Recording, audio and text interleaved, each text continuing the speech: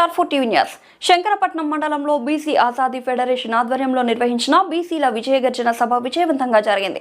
ఈ సభలో బీసీ సంక్షేమ సంఘం జాతీయ working president doctor R Arun, BC Azadi federation వ్యవస్థాపక అధ్యక్షుడు జక్కని సంజయ్ కుమార్ పాల్గొన్నారు. ఈ సందర్భంగా వారు మాట్లాడుతూ బీసీలు జనాభా దామాషా ప్రకారం అధికంగా ఉన్నప్పటికీ విద్య, ఉద్యోగ, వ్యాపార, రాజకీయ రంగాలలో వెనుకబడి ఉన్నారని అన్నారు. సమాన హక్కుల సాధన కోసం నిరంతర పోరాటాలు కొనసాగిస్తామని తెలిపారు. ఈ కార్యక్రమంలో బీసీ ఆజాదీ ఫెడరేషన్ రాష్ట్ర కార్యనిర్వాహక అధ్యక్షుడు కుడికల భాస్కర్, రాష్ట్ర ప్రధాన కార్యదర్శులు మధుసూదన్ రాజు, జినుకుల లక్ష్మణరావు, ఉపాధ్యక్షుడు చిలకమారి శ్రీనివాస్ పాల్గొన్నారు. రాష్ట్ర అధికార ప్రతినిధి బొంగోని అభిలాష్ గౌడ్ అధ్యక్షత వహించారు.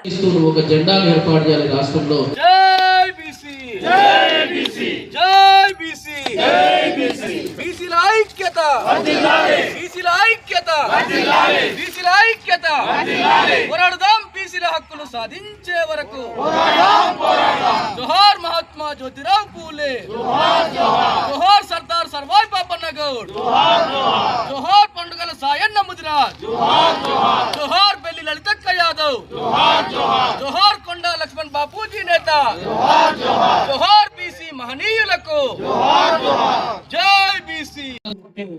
28 జిల్లాలకు ఫుల్ ఫ్లెడ్జ్డ్ కమిటీలను ఏర్పాటు చేసుకొని బీసీల యొక్క ఔన్నత్యము, అభివృద్ధి, హక్కుల సాధన, డిమాండ్ యొక్క పరిష్కారమే ఏకైక లక్ష్యంగా నిర్విరామంగా పోరాటం చేస్తూ సాగుతున్నటువంటి పరిస్థితి.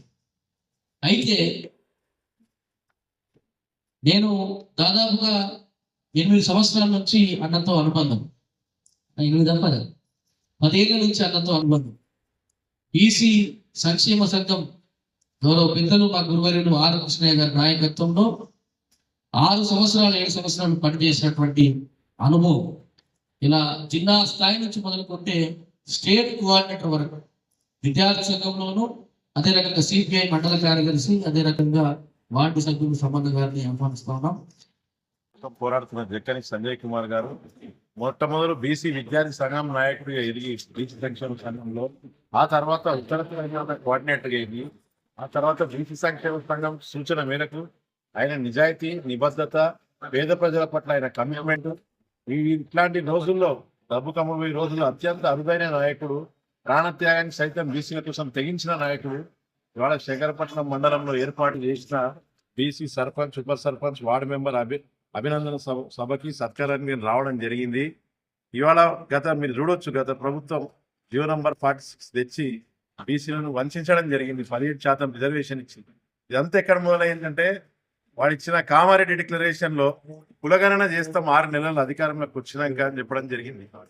ఆర్ కృష్ణన్న గారు పార్టీ అధికారంలోకి వచ్చిన వెంటనే మీరు హామీ అమలు చేయమంటే అని పోరాటం చేస్తున్న హైదరాబాద్ లో. అయితే తమ్ముడు సంజయ్, జక్కని సంజయ్, ఆయన బీపీ మండల జయంతి సందర్భంగా చారిత్రాత్మక ఘట్టమైన అమరణ దీక్షకి బీసీల కోసం ఆర్ కృష్ణన్న ఫీజు రియంబర్స్మెంట్ కోసం అమరణ దీక్ష చేస్తే, ఆ తర్వాత అదే స్థాయి నిబద్ధతతోటి కులగణన లాంటి ఒక చారిత్రాత్మకమైన ఘట్టం కోసం జక్కని సంజయ్ గారు చేస్తే, సెప్టెంబర్ 2న మేము బలవంతంగా విరమించడం జరిగింది. ఆయన ఆరోగ్యం క్షీణించడంతో సెప్టెంబర్ 5వ తారీఖు ప్రభుత్వం మేము అమలు చేస్తాం కులగణన అని చెప్పడం జరిగిందనమాట.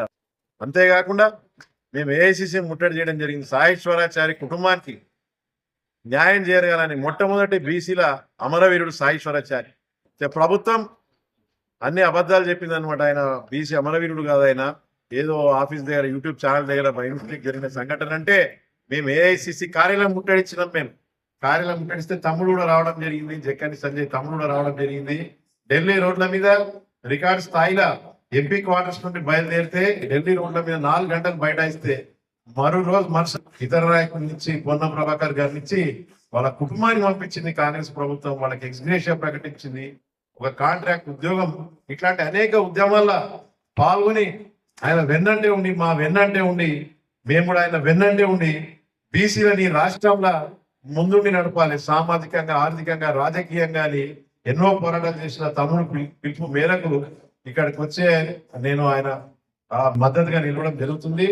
అంతేకాకుండా మొన్న మీరు చూసిరు 5,000 మంది, 5,123 మంది సర్పంచులు బీసీలు అయ్యారు. 50% నాన్ ఏజెన్సీ ఏరియాలో ఉన్న గ్రామ పంచాయతీలో జీపీలో 50% దాటిన బీసీలు ఇది బీసీ సంక్షేమ సంఘం విజయం. మరి మా తమ్ముడు చేసిన అమరణ దీక్ష కూడా ఇట్లాంటి వాళ్ళు మీడియాలో కనిపించకున్నా కూడా సొంత యూట్యూబ్ ఛానల్ లేకపోవచ్చు, సొంత మీడియా లేకపోవచ్చు, కానీ వీళ్ళ కాంట్రిబ్యూషన్ ఇట్లాంటి వాళ్ళు బీసీ ఉద్యమానికి చేసిన కాంట్రిబ్యూషన్ మనం మర్చిపోద్దని అందరికి గర్వంగా చెప్పడానికి నేను ఇక్కడికి వచ్చి రావడం జరిగింది. ఆయన ప్రోత్సహించి ఈయన కాంట్రిబ్యూషన్ ఎంతో ఉంది. ఈ ఉద్యమమైన కాంట్రిబ్యూషన్ తెగించి పోరాడి మా తమ్ముడు ఇట్లాంటి నాయకుడిని కాపాడుకోవడం మా బాధ్యత. ఇట్లాంటి నిబద్ధత గల నాయకుడిని కాబట్టి ఎంత దూరం లంచ్ చేయకుండా నేను ఇక్కడ ఈయన కోసం ఇంత అలసడం లేదు, ఇంత ఆకలి లేదు, ఆయన మీద అంత ప్రేమతో నేను వచ్చిన. ఎందుకంటే ఆర్ కృష్ణ 54 ఏళ్ళ త్యాగం నాకు తెలుసు, కళ్ళ ముందు నేను చూసిన ఆయన త్యాగం ఏంటిదో. అదే స్థాయిలో త్యాగం చేస్తుంటే ముచ్చటేసి నేను ఇక్కడ ఆయన ఈ కరీంనగర్ జిల్లాలో పెద్ద నాయకుడు ఎదగాలని, ఉత్తర తెలంగాణ ఇంకా పెద్ద నాయకుడు ఎదగాలని మనస్ఫూర్తిగా ఆశీర్వాదం ఇవ్వడానికి నేను ఇక్కడికి రావడం జరిగింది. అంతేకాకుండా వచ్చే అసెంబ్లీ ఎన్నికలకు కూడా మేము కార్యాచరణ ప్రకటిస్తాం. ఆయన కార్యవర్గ సమావేశం అదే చెప్పిన ఈరోజు కోర్ కమిటీ మొత్తం వచ్చింది. నూతన కమిటీని కూడా ప్రకటించడం జరిగింది. బీసీలను మేము బీసీ స్వరాజ్యం స్థాపిస్తాం. మీ అప్పుల తెలంగాణలో గత 2 ప్రభుత్వాలు మేము పెద్ద కులాల చేతులు పెట్టినాం. కాంపిటీషన్లు పడి మరి అప్పులు చేస్తున్నారు. వాళ్ళు అప్పులు చేస్తున్నారు కానీ వాళ్ళ ఎఫిడవిట్ల ఆస్తులు మాత్రం మొత్తం 100 కోట్ల ఆస్తులు ఉన్నాయి. కానీ బీసీ ఎస్సీ ఎస్టీ 85% ఉన్నాయి. రాష్ట్రం మాత్రం అప్పులపాలైపోతుంది. లక్షల కోట్ల అప్పులు చేసిరు. ఇట్లాంటి రాష్ట్రాన్ని బహుజనులు ఎక్కువ ఇట్లాంటి రాష్ట్రాన్ని మిగులు పడేటట్టుగా రాష్ట్రంగా చేయడానికి మేము 70 మంది బీసీ ఎమ్మెల్యేలని మంచి మంచి విద్యావంతుల్ని, సంస్కారం ఉన్నోళ్ళని, బీసీల కోసం రోడ్డని, బీసీల కోసం పోరాడినోళ్ళని ఎమ్మెల్యేలుగా చేసి బీసీసీఎల్ మేము చేయడానికి కార్యాచరణ కూడా ఇక్కడ చర్చించడం జరిగింది. మరింత ఉమ్మడి కార్యాచరణ ప్రకటిస్తాం. సంఘాలు, బీసీ ఆజాదీ ఫెడరేషన్ నిబద్ధత గల నాయకులను కలుపుకపోయి మేము రాబోయే అసెంబ్లీ ఎన్నికలను టార్గెట్ చేసుకొని మొన్న ఎట్లయితే ఆర్ కృష్ణ మేరకు బంధించిన బంధు ప్రభావము గ్రామాల్లో పడ్డదో ఈసారి అసెంబ్లీని కూడా టార్గెట్ చేస్తాము. అక్కడే మా అక్కలు కూడా చెప్పడం జరిగింది.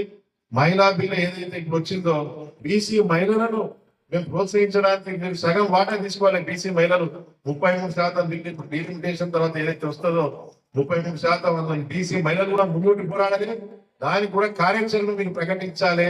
మంచి మహిళల్ని మీరు పేద ప్రజలకు సాయం చేసే మహిళల్ని మీరు ఎమ్మెల్యే చేయాలని మేము కోరడం కూడా జరిగింది. కాబట్టి ఇది ఇవాళ జరిగిన మొత్తం సారాంశం. Thank you.